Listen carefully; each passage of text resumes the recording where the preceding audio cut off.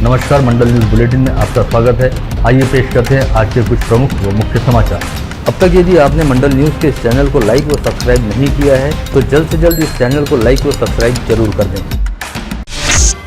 अमरावती जिले के विभिन्न ट्रांसपोर्टर संगठन की कृति समिति के अध्यक्ष नजीर खान ने दैनिक अमरावती मंडल को अभी रात 9:30 बजे बताया कि दिल्ली में संपन्न हुई बैठक के अनुसार उच्च सरकारी अधिकारियों ने ऑल इंडिया ट्रक एसोसिएशन के लोगों को आश्वासन दिया है कि फिलहाल इस कानून को स्थगित रखा जा रहा है और ऑल इंडिया ट्रक एसोसिएशन के साथ बातचीत के बाद इस कानून को अंतिम तौर पर लागू किया जाएगा। दिल्ली और अन्य बड़े शहरों में उच्च अधिकारियों के साथ हुई बैठक के बाद नजीर खान ने दैनिक अमरावती मंडल को आज देर रात बताया कि कल सुबह अमरावती जिले के सभी ट्रक एसोसिएशन के पदाधिकारी की एक उच्च स्तरीय बैठक लेकर हड़ताल को फिलहाल स्थगित किया जाएगा और संगठन के अगले आदेश तक यह हड़ताल स्थगित रहेगी। इसी के साथ अब यह कहा जा सकता है कि कल सुबह अमरावती जिले में ट्रक वालों की हड़ताल समाप्त हो जाएगी। दैनिक अमरावती मंडल के साथ बातचीत में नजीर खान ने यह भी बताया कि कल सुबह की बैठक बहुत ही महत्वपूर्ण है। यह जानकारी देर रात 9 बजे प्राप्त हुई। इसके लिए इस बुलेटिन में इस खबर के अलावा अन्य खबरें देर शाम 7 बजे तक ली गई है। सभी श्रोता और पाठक इस बात का ध्यान रखें। धन्यवाद। तथा all India motor transport Congress के प्रतिनिधियों से आज 2 जनवरी 2024 को विस्तृत चर्चा की। सरकार ये बताना चाहती है कि ये नए कानून एवं प्रावधान अभी लागू नहीं हुए हैं। हम ये भी बताना चाहते हैं कि भारतीय न्याय संहिता की धारा 106(2) को लागू करने से पहले all India motor transport Congress से विचार विमर्श करने के बाद ही निर्णय लिया जाएगा। हम all India motor transport Congress तथा सभी वाहन चालकों से अपील करते हैं कि आप अपने अपने कामों पर वापस लौट आएं। वाहन चालकों को नए कानून में कड़ी सजा और जुर्माने के प्रावधान के खिलाफ सोमवार से आक्रामक आंदोलन कर रहे निजी वाहन चालकों व ट्रक चालकों ने आज दोपहर नवसारी चौक पर रास्ता रोको आंदोलन किया। इस आंदोलन के तहत ट्रक जलाकर रास्ता रोकने और वहां से गुजर रहे कुछ वाहनों के चालकों को चप्पल की माला पहनाने की कोशिश की गई, जिससे हालात काफी तनावपूर्ण हो गए थे। पुलिस ने समय रहते मौके पर पहुंचकर हालात को अपने नियंत्रण में लिया और आंदोलकों को उनके पंडाल में भेजा, जहाँ पर वे शाम तक डटे रहे। इस आंदोलन पंडाल में ट्रक चालकों द्वारा श्रृंखलाबद्ध तरीके से भूख हड़ताल की जा रही है। साथ ही नए मोटर वाहन कानून को पीछे लेने की पुरजोर मांग उठाई जा रही है। ट्रक मालिकों व चालकों द्वारा शुरू की गई हड़ताल के मद्देनजर शहर में उपजे हालात को देखते हुए शहर पुलिस आयुक्त नवीन चंद्र रेड्डी ने आज दोपहर अपने कक्ष में ट्रांसपोर्टरों की एक बैठक बुलाई, जिसमें सीपी रेड्डी ने कहा कि ट्रक चालकों व मालिकों ने शांतिपूर्ण ढंग से अपना आंदोलन करना चाहिए। साथ ही आंदोलन के दौरान कहीं किसी तरह की कोई गड़बड़ी नहीं होनी चाहिए। सीपी रेड्डी ने सख्त लहजे में यह ताकीद भी दी कि शहर व कानून व व्यवस्था के लिए इस हड़ताल के चलते बिल्कुल भी खतरा पैदा नहीं होना चाहिए। सीपी रेड्डी के आक्रामक रवैये को देखते हुए ट्रांसपोर्ट एसोसिएशन के पदाधिकारियों ने उन्हें आश्वस्त किया कि इस आंदोलन के दौरान कहीं किसी तरह की कोई गड़बड़ी नहीं होगी और किसी के भी खिलाफ कोई भी मामला दर्ज करने की नौबत भी पैदा नहीं होने दी जाएगी, बल्कि बेहद शांतिपूर्ण तरीके से यह आंदोलन किया जाएगा। सीपी साहब ने आदेश दिया है कि भाई शांतिपूर्ण ढंग से आपका आंदोलन आप जारी रखो, आम लोगों को इसकी परेशानी ना हो। आंदोलन आपका कितने भी दिन चलता रहे, ये सरकार और आपके बीच का मामला है। तो अमरावती में शांतिपूर्ण ढंग से अब तक जो है तो आज दूसरा दिन शुरू है और हमारा भी धाड़स यही है कि शांतिपूर्ण ढंग से आंदोलन आगे बढ़ाया जा सके, लेकिन सरकार को इसका संज्ञान लेकर जल्द से जल्द ये आई हुई आपदा देश के ऊपर में जो लादी गई है उसका निराकरण करने की जल्दी से जल्दी सरकार कोशिश करे। ये हमारा ही विषय है और हम इसको लेके हमारा आंदोलन आगे जारी रखेंगे। ट्रांसपोर्ट व्यवसायियों द्वारा शुरू की गई बेमियादी हड़ताल शुरू होने से सभी वाहनों के पहिए थम गए हैं, जिससे पेट्रोल व डीजल की आपूर्ति बाधित होने का खतरा पैदा हो गया है। संभावित किल्लत को देखते हुए बीती शाम से ही सभी पेट्रोल पंपों पर पेट्रोल भराने के लिए नागरिकों के वाहनों की लंबी लंबी कतारें लगी दिखी। वहीं पेट्रोल पंप डीलर एसोसिएशन का कहना रहा कि लोग बाग बेवजह ही लंबी कतारों में लग रहे हैं, क्योंकि पेट्रोल व डीजल के स्टॉक की कहीं कोई कमी नहीं है और पेट्रोल पंप व्यवसायियों के पास अपने खुद के निजी टैंकर भी हैं। साथ ही प्रशासन भी हड़ताल को समाप्त करने हेतु अपना काम कर रहा है, परंतु बीती शाम से पेट्रोल पंप पर लगी लंबी कतारों के कारण सभी पेट्रोल पंप व्यवसायियों का दोगुना व्यवसाय भी हुआ है। वहीं दूसरी ओर ट्रक ड्राइवरों की हड़ताल के कारण ईंधन आपूर्ति बाधित होने के चलते शहर के मार्टिगड़ी के पास स्थित पुलिस पेट्रोल पंप में आज दोपहर से पेट्रोल व डीजल का स्टॉक खत्म हो गया, जिसके चलते पुलिस पेट्रोल पंप को बंद कर दिया गया। निजी वाहन चालकों द्वारा शुरू की गई हड़ताल के तहत जगह जगह पर रास्ता रोको आंदोलन भी किया जा रहा है, जिसकी फटकार राज्य परिवहन महामंडल की एसटी बसों पर भी पड़ा है। अमरावती विभाग से अंतर्राज्यीय यात्री व माल ढुलाई करने वाली बसों की आवाजाही भी जगह जगह पर होने वाले रास्ता रोको आंदोलन की वजह से प्रभावित हुई है और अमरावती विभाग की करीब 10 फेरियों का नियोजन गड़बड़ा चुका है। वहीं अमरावती से भोपाल पहुंची एसटी बस इस आंदोलन की वजह से वहीं पर अटक गई है। ट्रांसपोर्ट संचालकों व ट्रक चालकों द्वारा शुरू की गई बेमियादी हड़ताल के तहत जगह जगह महामार्गों पर विरोध प्रदर्शन किए जा रहे हैं। नागपुर विभाग में कल हुए आंदोलन के चलते एसटी बस सेवा काफी देर तक ठप रही। वहीं अमरावती एसटी डिपो की 12 बसें आगे के सफर हेतु रवाना नहीं हो पाई। इस एक दिन में अमरावती डिपो का 7,20,000 रुपए का नुकसान होने का अनुमान जताया गया है। वहीं अमरावती डिपो के डीजल पंप पर 4 दिन के डीजल का स्टॉक शेष है। यदि आंदोलन लगातार चलता है और डीजल की आपूर्ति नहीं हो पाती है तो एसटी बसों के पहिए थमने की संभावना से इनकार भी नहीं किया जा सकता। इसी बीच कृषि उत्पन्न बाजार समिति सहित शहर के होलसेल अनाज मार्केट में अनाज सहित जीवनाशक वस्तुओं की उपलब्धता व आपूर्ति कम होनी शुरू हो गई है। यदि यह हड़ताल लंबी चलती है तो संभवतः जीवनाशक वस्तुओं की किल्लत भी पैदा हो सकती है। इस बारे में होलसेल अनाज व्यापारी मनोज खंडेलवाल द्वारा दी गई जानकारी के मुताबिक फिलहाल तो अनाज सहित जीवनाशक वस्तुओं की अगले 4-5 दिनों के लिहाज से उपलब्धता बाजार में है, लेकिन यदि हड़ताल लंबी चलती है और बाहर से माल की आपूर्ति नहीं होती है तो निश्चित तौर पर अनाज मार्केट में अनाज सहित जीवनाशक वस्तुओं की उपलब्धता कम हो जाएगी। वहीं आज सुबह अमरावती कृषि उत्पन्न बाजार समिति में 6 ट्रक व 42 टेम्पो के जरिए सब्जी व फलों की आपूर्ति हुई। इसमें से अधिकांश टेम्पो अमरावती के ग्रामीण इलाकों से ही कृषि उत्पन्न बाजार समिति पहुंचे थे। वहीं आलू व प्याज लाद कर 6 ट्रकों की आमद हुई थी। यदि हड़ताल लंबी चलती है तो बाहर गाँव से होने वाली आलू प्याज सहित अन्य सब्जियों की आवक भी रुक सकती है।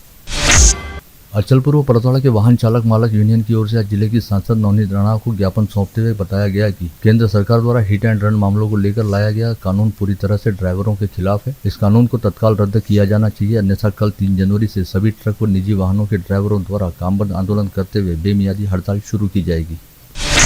इसके साथ ही जिला वाहन चालक कृति समिति द्वारा आज पुलिस आयुक्त नवीन चंद्र रेड्डी को ज्ञापन सौंपते हुए बताया गया कि हिट एंड रन कानून का निषेध करने हेतु कृति समिति द्वारा कल 3 जनवरी को सुबह 10 बजे इरविन चौराहे से जिलाधीश कार्यालय तक निषेध मोर्चा ले जाया जाएगा और जिलाधीश के जरिए प्रधानमंत्री व केंद्रीय गृह मंत्री के नाम ज्ञापन सौंपते हुए इस कानून को तत्काल पीछे लेने की मांग की जाएगी।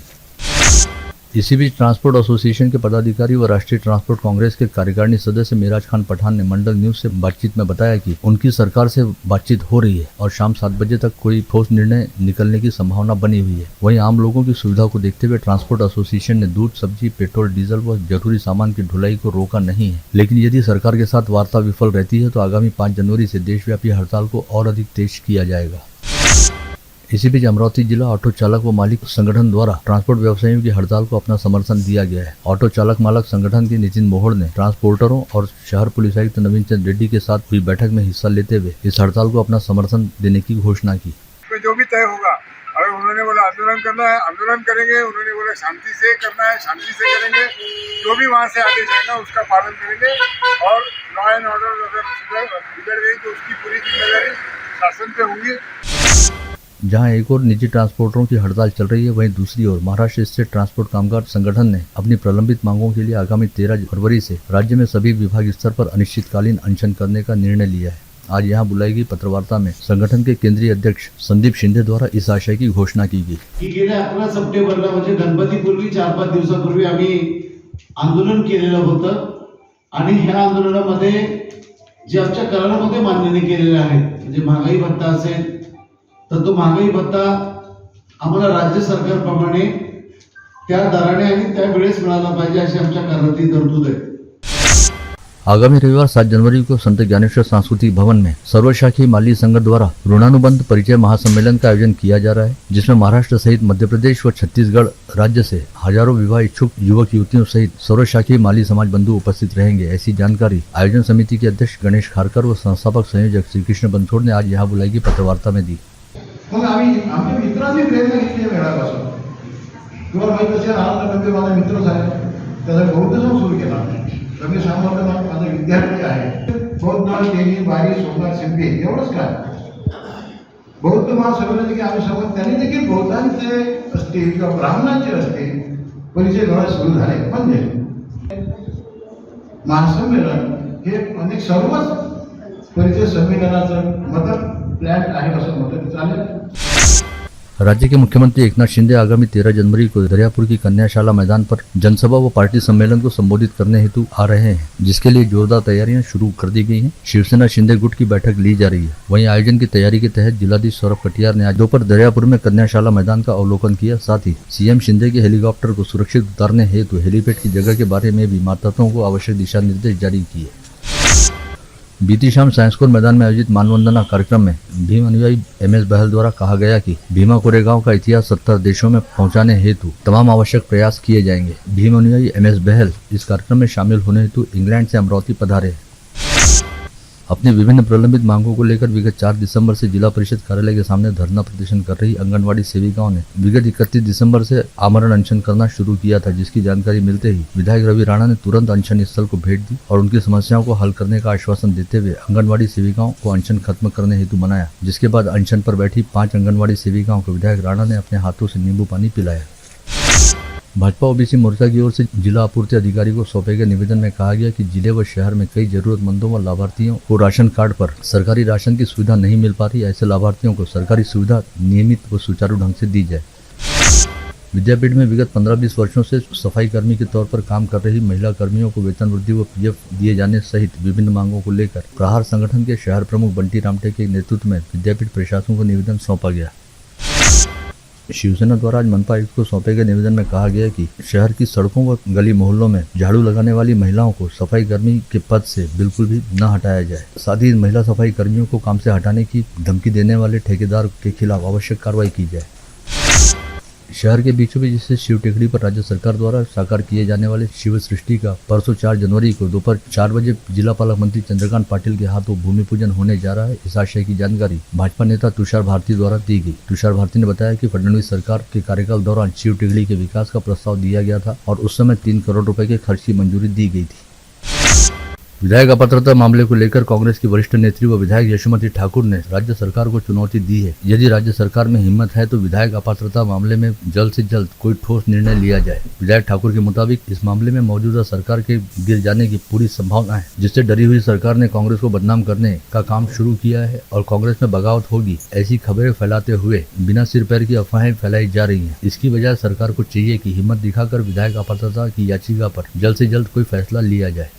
विज्ञान अहम है ही और अध्यात्म भी मायने रखता है, लेकिन कोई धर्म के नाम के ऊपर यदि राजनीति करना चाह रहा है तो उसमें कुछ तो भी अलग षड्यंत्र रचा जा रहा है, ऐसे समझने में कोई हरकत नहीं है।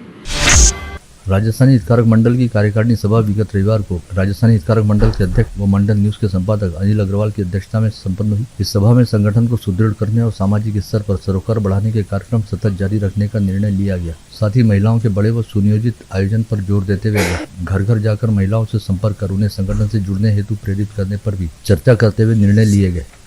संगठन अलग होता है। मैं देखता हूँ कभी कभी सम्मानीय अनिल बाबू ने जो भी प्रोजेक्ट ली है उसमें संगठन कुशलता के साथ में जाति को अन्य राजस्थानी समाज को बल देने का बड़ा भारी कार्य किया। उसी कड़ी के अंदर ही हमारी उर्मिला भाई कलंत्री बैठी हैं।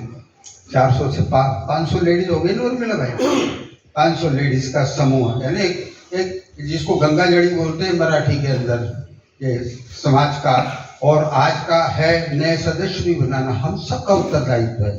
मराठी में कहावत है, एक बे का सहाय करो अवगे धरो सुपंथ। आज की सभा में हमने जो विषय लिए हैं उसमें है नए सदस्य बनाने का अभियान शुरू करना, तालुका स्तर पर समिति गठित करना, लोकसभा अध्यक्ष माननीय श्री ओम जी बिरला से भेंट के लिए तारीख लेना, सभी राजस्थानी समाज की जनगणना करना एवं नए कार्यक्रम लेने बाबत चर्चा एवं निर्णय। ये हमारी कार्यसूची पिछले 4 कार्यकारिणी सभा की एक जैसी सूची है। पिछली 4 कार्यकारिणी सभा के पहले भी यही सूची थी और मुझे लगता है 4 कार्यकारिणी सभा समाप्ति के बाद भी यही सूची है। मैं 2022 में अध्यक्ष बना था। अध्यक्ष बनने के बाद हमने एक जो सभा ली थी, पहले मैं प्रभारी अध्यक्ष था, वो सभा ली गई थी 1 अगस्त 2021 को। उसमें ये सारे विषय थे। नए सदस्य बनाना, उसकी मुहिम प्रारंभ करना, तालुका स्तर पर समितियां गठित करना, राजस्थानी संबंधों हेतु एक प्लेटफॉर्म बनाना, बायोडाटा बुलाना, उसकी समिति बनाना और राजस्थानी भवन हेतु पालक मंत्री से मिलने जाना। कालांतर के साथ हम आगे बढ़ते गए और आगे बढ़ते बढ़ते हमने जितनी सभाएं ली पिछले 1.5 वर्ष में 5 कार्यकारिणी सभा ली। मोतियापुर स्थित गाड़गे महाराज महाविद्यालय के पूर्व प्राचार्य संतोष ठाकरे की 2 अलग अलग जन्म तारीखें पाए जाने के चलते सरकार की दिशा भूल होने के संदर्भ में मिली शिकायत के आधार पर राज्य सरकार द्वारा 2 सदस्यीय जांच समिति गठित करते हुए मामले की सघन जांच करने का आदेश जारी किया गया है। मनपा के तोड़ू दस्ते ने गत रोज शहर के मालवीय चौक व चौधरी चौक होते हुए शेगांव नाका मार्ग पर अतिक्रमण निर्मूलन की कार्रवाई की थी। इस कार्रवाई के दौरान 2 ट्रक साहित्य जब्त किया गया। वहीं मनपा के अतिक्रमण तोड़ू दस्ते ने आज सुबह शेगांव राहटगांव मार्ग पर अतिक्रमण निर्मूलन की कार्रवाई की। इस कार्रवाई में भी 2 ट्रक साहित्य जब्त करते हुए सड़क को वाहनों की आवाजाही के लिहाज से खुला किया गया। महाराष्ट्र पुलिस के स्थापना दिवस उपलक्ष्य में आयोजित सप्ताह अंतर्गत आज पहले दिन शहर पुलिस आयुक्त नवीन चंद्र रेड्डी व पुलिस उपायुक्त सागर पाटिल के मार्गदर्शन में सड़क सुरक्षा रैली निकाली गई और पुलिस ने वाहन चालकों से हेलमेट पहनने व यातायात नियमों का पालन करने का आह्वान किया। ट्रैफिक नियमांचे पालन करा। अरब सागर में कम दबाव वाला क्षेत्र तैयार हो जाने के चलते बंगाल की खाड़ी से राज्य में भाप युक्त हवाएं बहने की संभावना है, जिसकी वजह से आगामी कुछ दिनों के दौरान विदर्भ सहित मध्य महाराष्ट्र व कोंकण में हल्के व मध्यम स्वरूप की बारिश हो सकती है। साथ ही विगत 2 दिनों के दौरान देश में लगभग सभी स्थानों पर मौसम में काफी बदलाव हो गया है और कई स्थानों पर ठंड बढ़ गई है। वहीं यह 5 से 11 जनवरी के दौरान ठंड और अधिक बढ़ सकती है। साथ ही 5 जनवरी तक कई जिलों में बेमौसम बारिश भी हो सकती है। अयोध्या से आए अक्षत कलश को लेकर श्रीराम भक्तों द्वारा शहर में भव्य कलश यात्रा निकाली गई। इस कलश यात्रा में शामिल रहने वाले संतों एवं भाविकों का समाजसेवी चंद्र कुमार जाजोदिया द्वारा भावपूर्ण सत्कार किया गया। इस कलश यात्रा में हजारों की संख्या में महिलाओं व पुरुषों ने हिस्सा लिया। कल सोमवार 1 जनवरी को नए साल व सोशल मीडिया पर धूम मचाने वाले शायर आरिफ सैफी की जन्मदिवस के अवसर पर एक शाम आरिफ सैफी के नाम शीर्षक तले ऑल इंडिया मुशायरे का आयोजन किया गया। इस मुशायरे में देश भर के शायरों ने अपनी उपस्थिति दर्ज कराई और देर रात चले मुशायरे में इससे बढ़कर एक शायरी व गजलें पेश की गई। चांदनी चौक स्थित उर्दू एजुकेशन एसोसिएशन द्वारा संचालित association Urdu girls high school में स्कूल की छात्राओं के लिए शिक्षकों के सहयोग से भव्य आनंद मेले का आयोजन किया गया। मेले का उद्घाटन संस्था के अध्यक्ष आसिफ हुसैन के हाथों किया गया और इस आनंद मेले में छात्राओं ने अपनी पाक कला का हुनर दिखाया। शहर में कानून व व्यवस्था की स्थिति बनाए रखने के साथ ही अपराधों पर नियंत्रण रखने व आपराधिक तत्वों की नकेल कसने के लिए शहर पुलिस आयुक्त नवीन चंद्र रेड्डी ने एक नया मास्टर प्लान बनाया है, जिसके तहत अपराध शाखा की दोनों यूनिट को काम पर लग जाने के निर्देश देने के साथ ही उनके लिए गाइडलाइन जारी की गई है, जिसे देखते हुए कहा जा सकता है कि नया साल 2024 अमरावती शहर में रहने वाले आपराधिक तत्वों के लिए काफी भारी पड़ने वाला है। ऐसे में या तो आपराधिक तत्वों को अपराध का रास्ता छोड़ देना पड़ेगा या फिर अमरावती शहर को छोड़कर कहीं और अपना ठिकाना बनाना पड़ेगा। नए साल के पहले दिन 5 IPS अधिकारियों के तबादले किए गए, जिसके तहत इससे पहले अमरावती ग्रामीण पुलिस के जिला अधीक्षक रहे अविनाश बारगल अब अमरावती CID में अधीक्षक होंगे। वहीं अब तक नियुक्ति मिलने की प्रतीक्षा कर रहे पश्चिम के पूर्व SP बच्चन सिंह को अकोला का पुलिस अधीक्षक बनाया गया है। विगत 30 दिसंबर को अल-फजर हॉल के सामने मो अवेश नामक युवक को किसी ने चाकू मार दिया था, जिसका एहसान अस्पताल में इलाज चल रहा था। इसकी जानकारी मिलने पर गाड़गनगर पुलिस का दल मो अवेश का बयान दर्ज करने व उससे पूछताछ करने हेतु अस्पताल पहुंचा, लेकिन पुलिस को देखते ही मोहम्मद अवेश ने अस्पताल में हंगामा मचाना शुरू कर दिया और पुलिस के साथ गाली गलौज करते हुए हुज्जतबाजी की। मोर्शी स्थित खुले कारागार में उम्र कैद की सजा भुगत रहे मदन कर्डीले नामक एक कैदी के पास से 24 ग्राम गांजा बरामद किया गया। इस कैदी को नासिक मध्यवर्ती कारागार से 2 वर्ष पहले मोर्शी स्थित ओपन जेल में भेजा गया था। अकोला पुलिस की अपराध शाखा ने गुप्त सूचना के आधार पर टाटा S मिनी ट्रक व 2 बाइक के साथ आदित्य गजानन ठाकरे नामक वाहन चोर को धर दबोचा। यह आरोपी अमरावती जिले के सातेगांव का रहने वाला बताया जाता है। चैनल को लाइक करें, शेयर करें और हाँ, सब्सक्राइब करना ना भूलें। कल होगी आपसे फिर मुलाकात, तब तक के लिए धन्यवाद।